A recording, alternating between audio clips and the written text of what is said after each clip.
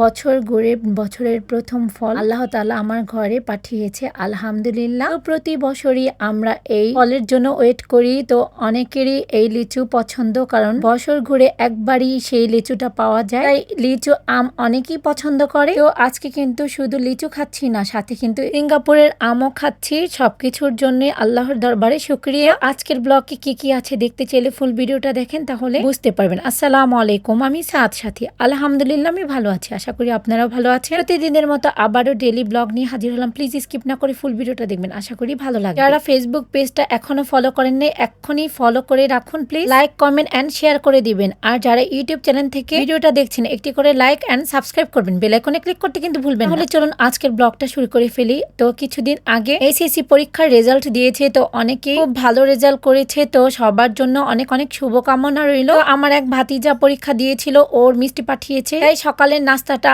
আমি ওর মিষ্টি দিয়ে করে ফেললাম, আর সাথে আমি হালুয়া করেছিলাম। তো যাই হোক, নাস্তা করে ফেলেছি। আর আমি সকাল সকালই ঘরটা গুছিয়ে নিয়েছি, কারণ আমার তো ঘরটা নিজ হাতেই গুছাতে হয়। আমার ঘরটা এখন একটু গ্যাদারিং, তো আমি যদি পুরো ফুল ফ্ল্যাটটা নিয়ে নিই তাহলেই আমার সবকিছুই ঠিকঠাক করে রাখতে পারবো। তো সবকিছুর জন্যই আলহামদুলিল্লাহ। আজকে আমি পাঙ্কাশ মাছ ভেজে নিয়েছি, খেসারি ডালের বড়া, আর হচ্ছে পেঁপে তরকারি, আর এটা হচ্ছে কালকের মুরগির তরকারি ছিল, তো এটা হাতে নিয়ে নিলাম। আর আজকে ডালের বড়া আর হচ্ছে পাঙ্কাশ মাছ ভাজি। তো আমার ঘরে যখনই আমি ডালের বড়া করব, ওরা আর কিছু লাগবে না, এই ডালের বড়া দিয়েই ভাত খেয়ে ফেলবে। তো আমি মাঝে মাঝেই ডালের বড়াটা বানাই। আর যেহেতু ডালের বড়া ভেজে নিয়েছি, তো চিন্তা করলাম কিছু পাঙ্কাশ মাছ ভেজে নিই। লাল লাল করে ভেজে নিলে খাওয়া হয়ে যাবে পাঙ্কাশ মাছগুলো। আমরা সচরাচর পাঙ্কাশ মাছ কিনি না, কারণ আমার ঘরের কেউই পাঙ্কাশ মাছ খায় না। তো এই পাঙ্কাশ মাছটা আমি রুই মাছ বলে চালিয়ে দিয়েছি। আর এই পাঙ্কাশ মাছটা আমার জায়ের ছেলে শ্বশুর বাড়ি থেকে দিয়েছে আমার শাশুড়িকে। তো আমার শাশুড়ি মাও পাঙ্কাশ মাছ খায় না, তো মা আমাকে বলেছে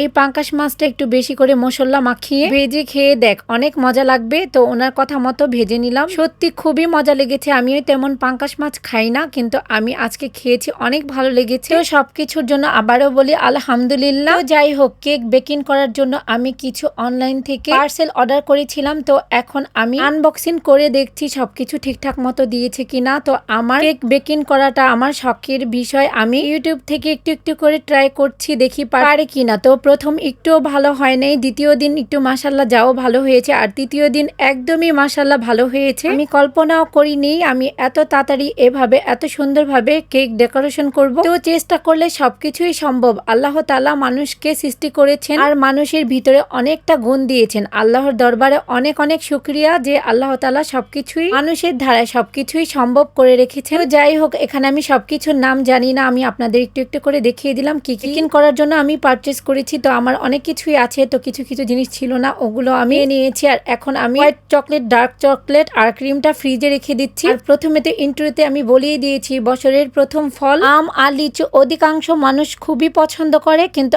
আমার লিচুটা অনেক ভালো লাগে। বিশেষ করে লিচুটা খুব অল্প দিনই থাকে, বেশি দিন থাকে না। তো আমার মনে হয় আমার যদি লিচু গাছ থাকতো তাহলে আমার থেকে বেশি খুশি আর কেউ হতো না। আমি গাছ থেকে লিচু পারতাম আর খেতাম, কারণ আমার এত প্রিয় লিচু যা বলার বাহিরে। তো যাই হোক, আপনাদের ভাইয়া আমার জন্য লিচু নিয়ে এসেছেন, ও জানে আমি অনেক লিচু পছন্দ করি। তো আমি এখন একটি লিচু খেয়ে দেখছি যে কেমন, টক না মিষ্টি। যেহেতু লিচু এখন নতুন বের হয়েছে, এখন টক থাকবে, এটাই স্বাভাবিক। লিচুগুলো অনেক টক ছিল, আর এটা নাকি দেশি লিচু, আর সাথে আম না হলে চলে। তো আজকে আমি সিঙ্গাপুর থেকে আম এনে খেয়ে নিয়েছি। তো আমি কতটা ভাগ্যবান দেখুন, যে সিঙ্গাপুর থেকে আমাদের জন্য আম চলে আসে। তো এই আমগুলো সিঙ্গাপুর থেকে আমার যা নিয়ে এসেছে, তো নিয়ে এসে আমাকে দিয়েছে। আমটা খেয়ে দেখেছি, অনেক মজা আর অনেক মিষ্টি ছিল। সাথে আমার ছেলেকে চকলেট দিয়েছে। তো আপনাদের ভাইয়াও চকলেট অনেক পছন্দ করে, ওনারা জানে। তো আমার ভাসুর যখনই সিঙ্গাপুর থেকে আসে, আগে ছোট ভাইকে বেশি করে চকলেট দেয়। তো আমার ভাসুর সবসময় বলে ওই ছোট, ওকে বেশি করে চকলেট দাও। তো আমাদের সবসময় বেশি করে চকলেট দেয়। তো যাই হোক, আজকের ব্লগটা যদি ভালো লেগে থাকে প্লিজ কমেন্ট সেকশনে কমেন্ট করে জানাবেন। আপনাদের কমেন্টের অপেক্ষা করব। কিন্তু আজকে এখানে শেষ করছি, ভালো থাকবেন সবাই, আল্লাহ হাফেজ।